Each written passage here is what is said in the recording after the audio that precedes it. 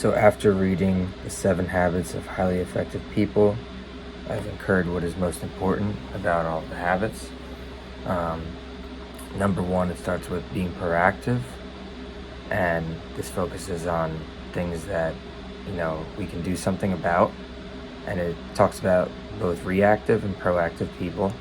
And reactive people are those that may blame the outside world for what is happening around them, so they don't take ownership for what is going on, whereas proactive people understand that they are the issue and something has to be done to fix that in order for them to reach a greater good or a greater goal. The next habit is beginning with the end in mind. And then what this means is whenever you want to achieve something, let's just say in simple context like a gym, you want to have this end goal physique.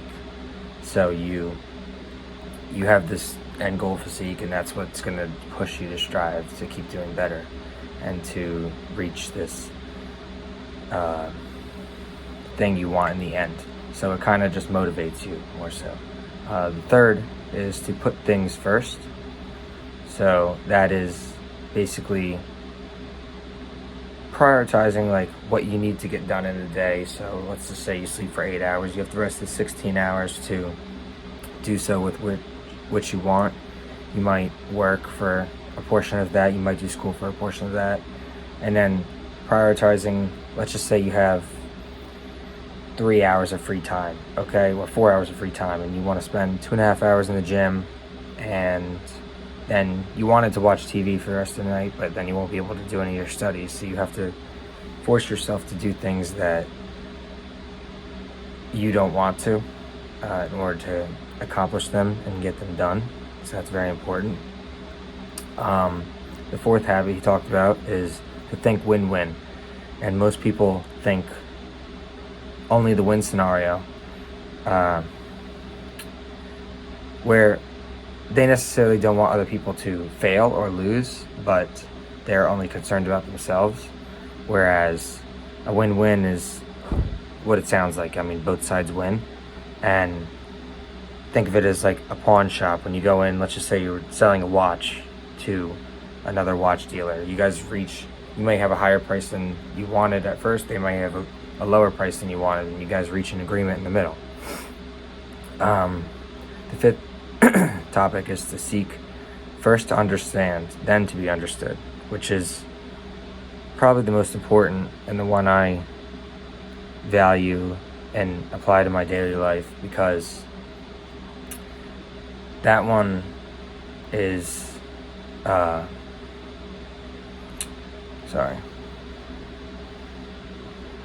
that one is kind of like when someone speaks, you listen to what they have to say, and not being ready to jump and just talk to them about, I guess, what their issue is, and trying to hear them out, because an issue that you may have had in the past and you found a solution to may not be the solution to somebody else, because they may have different views or different, slightly different issues. So you have to be empathetic to what they talk about. The sixth habit was to synergize, which this is more so, let's say you want to start a small business, and